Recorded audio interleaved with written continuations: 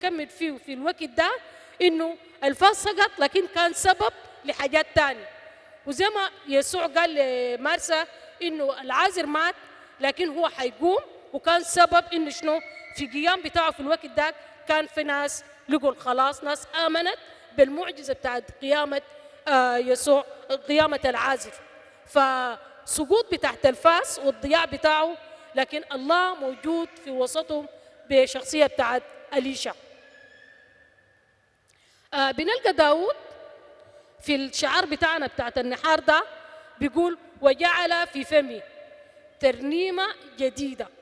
وده الشعار اللي احنا ماشيين به في اليوم ده حسب فكرة بتاعت المرنمين، انه الله جعل في فمي، داود بيقول كده جعل في فمي ترنيمة جديدة. فمن خلال السقوط بتاعت الفاس نحن ماشيين نتأمل في حتة بتاعت داود اللي اتكلم فيه انه شنو الله جعل في فمه ترنيمة جديدة. أنا مش أسأل أسئلة دي كده لكن ما للإجابة، خلينا نفكر فيه. والنهار ده يوم تسبيحي، يمكن المرنمين قايديننا في الترنيمة، لكن الكتاب بيقول إنه نحن كلنا بنسبح ربنا، ودي الحاجة الوحيد اللي بتكمل معانا غد اليوم ده. ف داود بيقول جعل في فمي ترنيمة جديدة. منو جعل في فمه ترنيمة جديدة؟ الله، صح؟ الله اللي خد الترنيمة في فمه، جعل في فمي ترنيمة جديدة. ونحن بنرنم بحسب مزمور 40، وده الشعار بتاعنا. منو خد التسبيح لداود؟ منو خد التسبيح لك انت ولك انت كمرنم؟ يعني احنا ما نرنم، منو اللي ادانا الترنيمة ده؟ منو اللي ادانا فرصة انه نحن نقول كلمات بتاعت الترنيمة ده؟ الترنيمة اما نرنم الكلمات اللي بنقولها، يعني شنو بنرنم؟ بنرنم لمنو؟ والفايدة بتاعت الترنيم شنو؟ يعني في فايدة من انه الناس تقعد ترنم وتسبح؟ في فايدة من كده؟ ايوه في فايدة. نحن لو عينا في شعب بتاعت اسرائيل، عشان كان السور بتاعت أريحة يقع، فلازم كان يدوروا 7 مرات، والدوران اللي بيدوروا ما كان قاعدين يوعظوا ولا قاعدين يصلوا، لكن كان قاعدين يسبحوا، كان قاعدين يدوا كلمات بتاعت عظمة، كلمات بتاعت تمجيد للإله.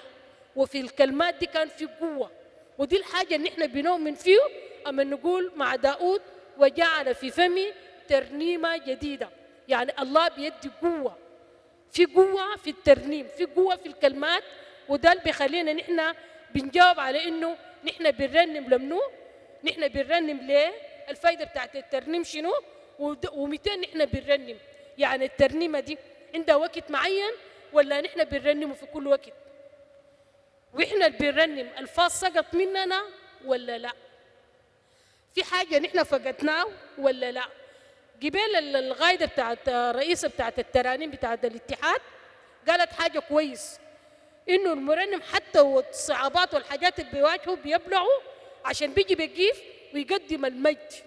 ليه بيقدم المجد وهو في ألم وفي تعب ويعني في حاجات مزعجة؟ عشان هو عارف في قوة في التسبيح، عشان هو قاعد يمجد الله. طالما هو قاعد يمجد الله، الحاجات الصغيرة اللي قد تحصل دي مرات نحن بنشوفها كبيرة، مرات الناس بيصعبوها لنا، بينقلوا لنا بطريقة مزعجة، لكن ده كله في نظر بتاعت ربنا حاجة صغير. عشان كده لو عرفنا الفايدة بتاعت التسبيح في الألم ونحن بندمع، نحن بنرنم. ليه؟ لأن بيكون في تعزية، في ألذ الضعف أنت بترنم. ليه؟ لأن أنت عارف إنه شنو الكلمات دي فيها قوة، فيها تعزية، الله بيدي تعزية خاص. عشان كده أنا بشجع في النهار ده إنه ونحن بنرنم إنه في قوة بتاعت التسبيح، إنه نحن بنرنم لله، إنه الله بيدينا الكلمات بتاعت الترنيمة دي. يعني نحن ما بنقولها من ذاتنا، لكن الله هو اللي بيدينا له. وأنا هرجع في النص تاني، وإحنا وقفنا في إنه الفاس سقط. ده آخر حاجة كان وقفنا فيه، صح؟ الفاس سقط وإليشا ورجل الله صرخ لإليشا، وبعد ذاك إليشا سأله وقع وين، ووصف له الحتة اللي وقع فيه. النقاط الماشيين نتأمل فيه من خلال بتاعة سقوط الفاس. ولو أنت موجود هنا عندك حاجة سقط منك، موهبتك، كلمة اللي كان بتقدمه، أي حاجة أنت فقدته سقط منك. فدي فرصة نحن نشوف أما الفاس سقط عمل شنو، رجل الله عمل شنو للخادم. إنه الله بيشوف الضيقات بتاعنا وبيعرف الاحتياجات بتاعنا. يعني السقوط بتاعت الفاس ده بيوري إنه في ضيق، في ألم، في حاجات كثيرة الله شايفه. يعني كل اللي قاعد يحصل ده الله شايفه. الأنبياء يمكن هم فكروا في حاجة كويس، إنه عايزين يعملوا خدمة، يوسعوا الخدمة، وده المرات نحن بنعمله. أما أنت تجيب فكرة كويسة تعمله، أما يصدوك بكلام شيء بتزعل.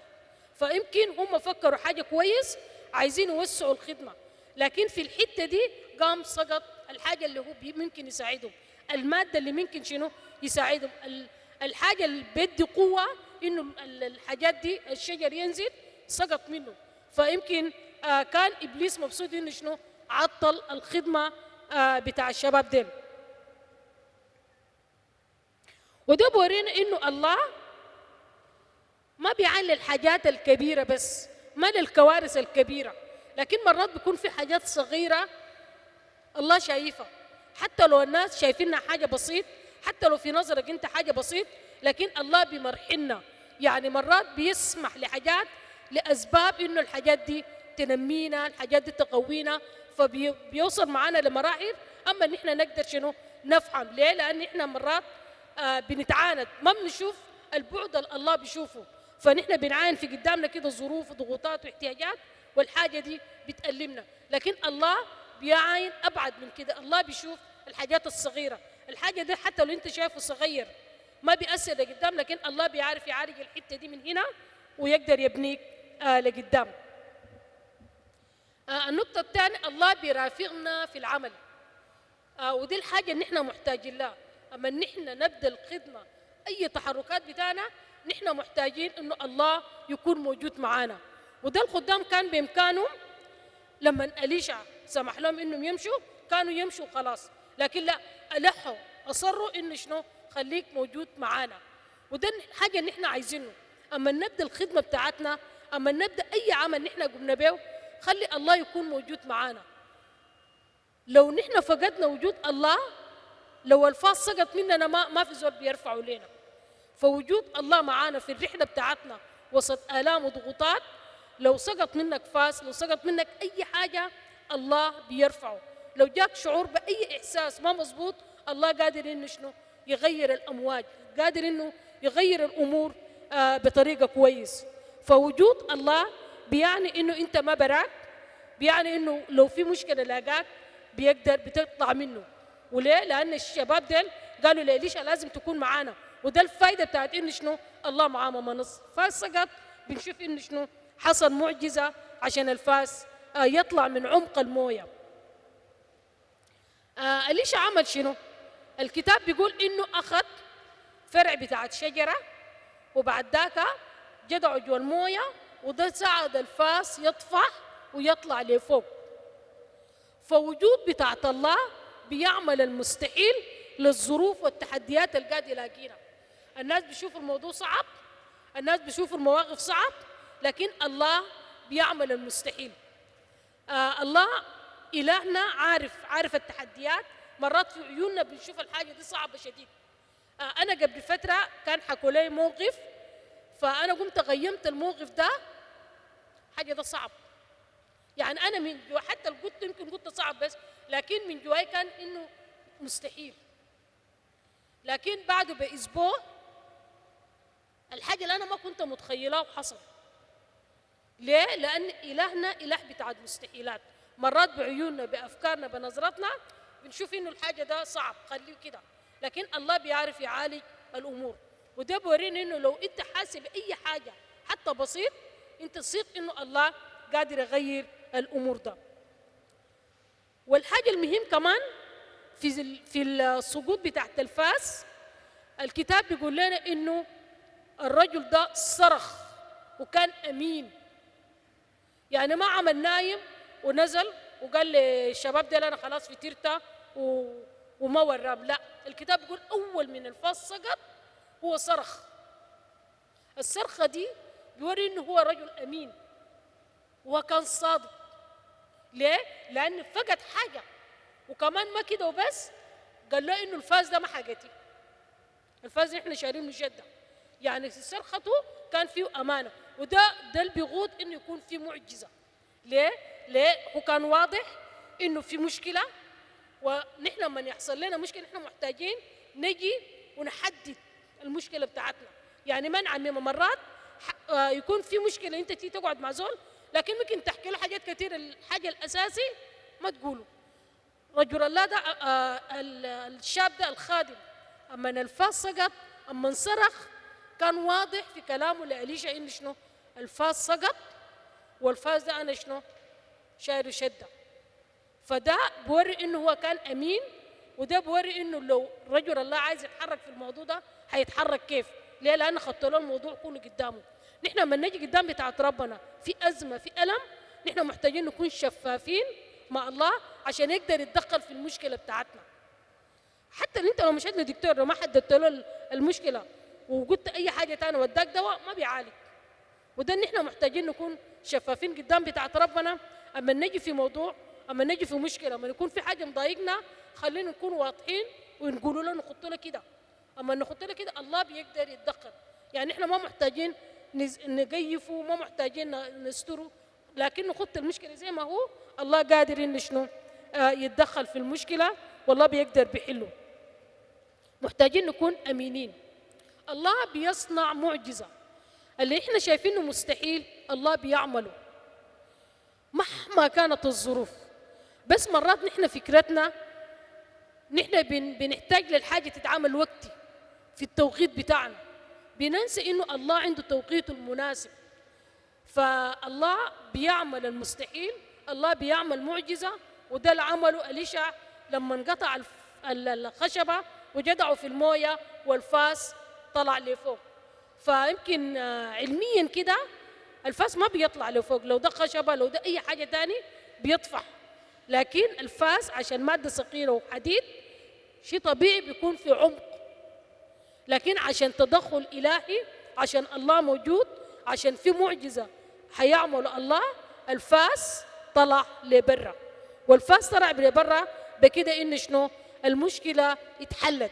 يعني الله بيعمل المستحيل عشان يحل الصعوبات والتحديات والمشاكل اللي احنا شايفينه صعب، اللي حتى مرات ما قادرين نحكوا للناس، الله عارفه. ومن نجيه ونكون امينين الله بيقدر شنو؟ بيقدر بيحلوا لنا. كمان نحن عندنا دور بنعمله. لو نحن عينا في اخر ايه في الاصحاح السفر اللي احنا قريناه الايه 7، عندنا دور. الله كمل المعجزه، الله عمل الدور بتاعه، انت عندك دور بتعمله. يعني ما نحن كده خلاص بنيجي بنسلم امرنا وبنقعد صح بنسلم وبننتظر، لكن في دور نحن المفروض نقوم به. بنشوف انه رجل الله بيقول أليشع، الخادم بيقول أليشع بيقول لرجل الله انه مد يدك وارفعه. خلينا نقرا في الايه دي، ملوك الثاني الاصحاح 6 الايه الاخيره الايه 7 في القرايه بتاعنا. بقول كده: فقال ارفعه لنفسك، فمد يده واخذه. يعني في معجزه حصل، الله كمل المعجزه، لكن الله ما قال لأليشع، ما قال للشاب ده، ما جا مدوا له الفاس كده وقال له حاكله. الفاس طفح وطلع لفوق، قال له مد يدك واخذه. ودي الحاجه اللي نحن مرات، دي الحاجه اللي نحن محتاجين لها في الكنيسه. الله ما يدينا العمر يدينا الحياه واحنا موجودين، سمح لنا نجي الكنيسه. نحن ما محتاجين عشان زول يجي يحنسنا تعال في الحته الفلاني، لا، الله سمح لك بكله ده. انت بعد ده مد يدك شيل الحاجه اللي انت تقدر شنو الله جهزه لك. فنحن مرات بننتظر يعني زي الشافع، حتى ممكن غد يدخلوا لك في خشمك، لكن أليشع بيقول للخادم مد يدك واخده. الله رتب، الله جهز، المعجزه تم. ودي الحاجه اللي احنا محتاجين نصدقها في الوقت ده، انه الله رتب لنا حاجات كثيره. الله دبر حاجات كثيرة كويسة لحياتنا. إبليس مرات بيظلل بحاجات مزعجة، بيخد غشاوة في عيوننا، لكن المسا ده الله بيقول لك مد يدك وأخذه. في معجزة، في حاجات حصلت أنت محتاج تصدق ومحتاج تمد يدك. ده الدور بتاعك. نحن عندنا دور بنعمله، إنه بنمد يدينا وبناخد، بنعمل، يعني بنعمل الحاجة اللي الله شنو كملوا لنا. ما بنستسلم وإحنا منتظرين إن شنو يجينا في مكاننا. فالتحرك بتاعنا بيورينا إنه نحن عندنا استعداد. يعني الله ما نجهز الحاجة وإحنا نتحرك عشان نعمله، ده بيوري استعدادنا للحاجة اللي الله شنو الله جهزه لنا. فلو نحن ما عندنا استعداد برضه بنفقده. يعني قبل لو الشاب ده الخادم ده ما عنده استعداد عشان يمد يده وياخذ الفاس، لأن إليشا ما أخذه. إليشا عمل المعجزة وجهزه. فالشاب ده لو ما عنده استعداد عشان ياخده، أنا شايف إنه كان ممكن يسقط تاني، صح؟ ممكن كان يسقط، لكن عشان هو عنده استعداد، أما رجل الله قال له خذ، مد يده وأخذه. فالمسا ده الله مجهز لك حاجات كتير أنت عارفه.